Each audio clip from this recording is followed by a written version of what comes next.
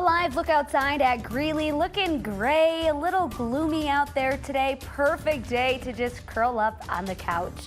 Good morning, I'm Lauren Scafidi. Happy Saturday. Thank you so much for waking up with us.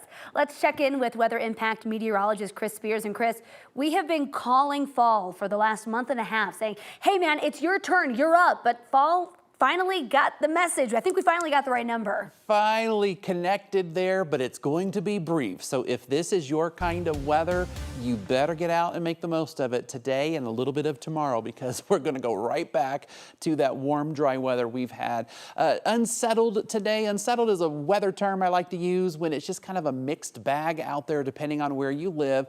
Mainly southern Colorado. That's where the precip is hanging out today. We're all cooler below normal, but we're all going to warm back up starting tomorrow. This camera view, you have to look at the banner to know what we're seeing here. It's Lookout Mountain. It is socked in.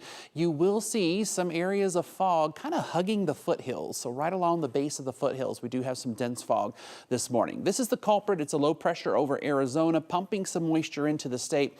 Because of the position of the low, it's kind of wobbling around in the central part of Arizona. It's too far south to really bring Denver a good soaking rain. We could have a passing shower. We could have sprinkles, but our main story is just cloudy and cool. It's the southern part of the state closest to that low where we're seeing some pretty good areas of rain and snow. The snow is high up. It's not a really cold storm, so higher elevation seeing that snow this morning. 42 right now here in Denver with a south-southeast wind at 5. We will warm, not a lot though, going for a high about 55. It'll stay cloudy and again, maybe a passing sprinkle or shower. Lauren, we'll talk a little bit more about when this low gets out of here and then the week ahead coming up. Sounds great. Thank you so much, Chris. Tonight will be the coldest night we've had in months, and some United Power customers won't have power.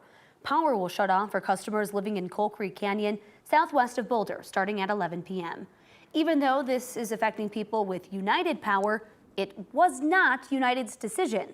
The power is getting shut off at Xcel's request. Xcel provides power through a substation in the canyon, which supplies electricity for United Power customers living there. Xcel is working to connect a three-way transmission switch that allows outages to be isolated instead of the entire canyon. The outage is expected to last until 1:30 a.m. on Sunday, impacting 5,000 customers. I know there's other people up here that are on respirators and CPAP machines, things like that. Having the power go off in the middle of the night is going to be inconvenient for them.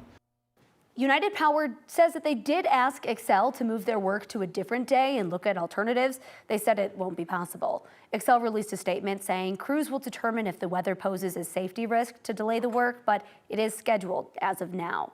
United Power has notified nearly 5,000 customers through email, phone calls, and social media. But last weekend, those same customers lost power and they didn't know what was happening.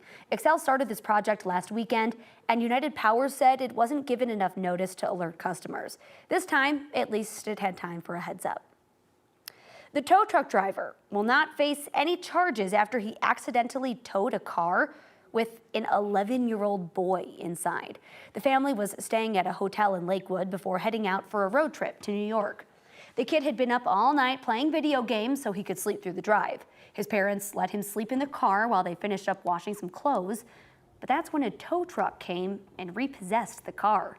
Neither the kid nor the tow truck driver knew what the other was doing for the whole 20-minute drive back to the tow yard. The child was wearing all black clothing and was sleeping in the back seat with a big black blanket over him as well. So the driver was just as surprised, I think, as the child was when we showed up. Police say they found the kid within 20 minutes and returned him to his family. Lakewood police say it was a legal repossession and just an honest mistake. Right now, a sergeant with Denver Police is on non-paid administrative leave. He's facing a felony menacing charge for a road rage incident in Commerce City. Authorities accused Jason Brake of pointing a gun at another driver after both of them pulled over to call 911 to report each other. Police say this happened while he was off duty on October 3rd. He was wearing a Denver Police shirt and hat when it happened. The arraignment is pushed back for a former funeral home owner. He's accused of keeping a woman's body in the back of a hearse for more than a year and improperly stashing the cremated remains of at least 30 people. Miles Harford used to run the Apollo funeral and cremation services in Jefferson County. He had been scheduled to enter a plea in Denver on Friday for 2 counts of forgery, 1 count of abuse of a corpse, and 1 count of theft. But after a prosecutor and Harford's lawyer had a short private conversation with the judge, the hearing was pushed back to December 9th. Mountain Metro wants to find and thank 2 passengers on their bus in Colorado Springs. Listen to this. They got a bus to safety after the driver had a seizure. It was caught on camera earlier this week. Watch. I am on number 1 Southbound Academy. Your bus driver is having a seizure. So you can see the first passenger jump up to check out the situation. And then right here, the second passenger runs past him to get into the driver's seat, grab the wheel, and radio dispatch for help. Sadly, the driver did die, but the bus did not crash. Mountain Metro says it doesn't know who these helpers were, and they would like to find them. We want to make sure that they know that what they did was very important, because even the first guy, he brought attention to the situation going on. He also was very kind to our driver when he was dealing with the medical condition, and we just want to say thank you. Making international headlines, U.S. leaders say there is an opportunity to potentially resolve the Gaza conflict. This follows the killing of Hamas leader Yahya Sinwar by Israeli forces. The Biden administration says justice has been served and is ramping up pressure on Israeli Prime Minister Benjamin Netanyahu to end the fighting and bring hostages home. U.S. officials viewed Sinwar as one of the major blocks to a ceasefire, but Netanyahu still seems resistant to a deal. Families of hostages say now is the time to act. We've heard a lot of lip service from our prime minister and his ministers about getting hostages home. It now is the time, with all the urgency in the world, to actually do it. Israel's government says a drone was launched toward Prime Minister Benjamin Netanyahu's house early Saturday morning. No casualties were reported. Iran's supreme leader voted that Hamas would continue its fight against Israel following the killing of its leader. Hezbollah said Friday it planned to launch a new phase of fighting by sending more guided missiles and exploding drones into Israel. Saturday's strike in Israel comes as its war with Lebanon's Hezbollah has intensified in recent weeks. Turning to the race for the White House and to battleground state Michigan, both presidential hopefuls continuing their campaign blitz there. NBC's Garrett Hake reports on the new lines of attack with just 17 days to go until Election Day. The all-out battle for critical Michigan, drawing both candidates to the Great Lakes state. Vice President Harris questioning former President Trump's fitness for the job. Now he is ducking debates and canceling interviews. If you are exhausted on the campaign trail, it raises real questions about whether you are fit for the toughest job in the world. Trump firing back, saying Harris wasn't there in person for last night's Al Smith Catholic charity event, a traditional campaign stop like he was. She held a rally instead. What event did I cancel? I haven't canceled. She didn't even show up for the Catholics last night at the hotel. It was insulting. I've gone 48 days now without arrest, and I've got that loser who doesn't have the energy of a rabbit.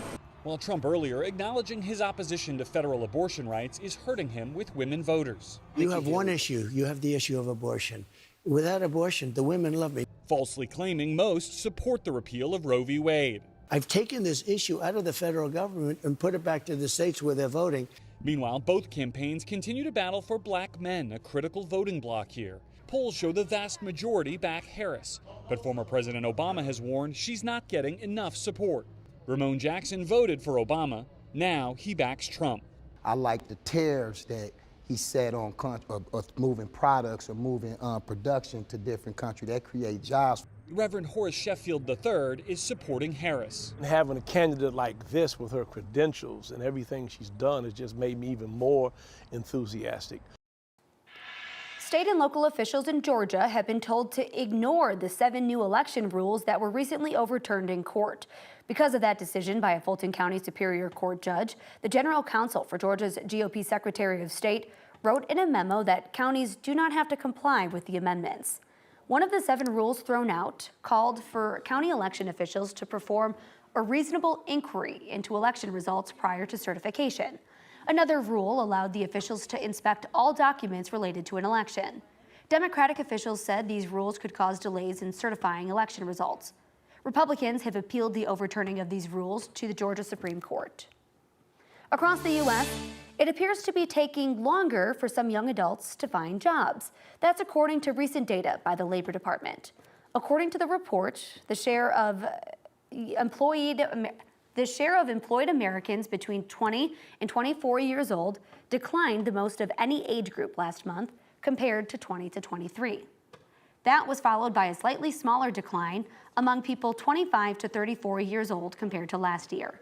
Unemployment is low right now. There are still more job openings than before the COVID-19 pandemic. However, economists say the reason younger adults are having trouble is because of what's called the Great Stay, where companies are very slow to hire and also very slow to fire.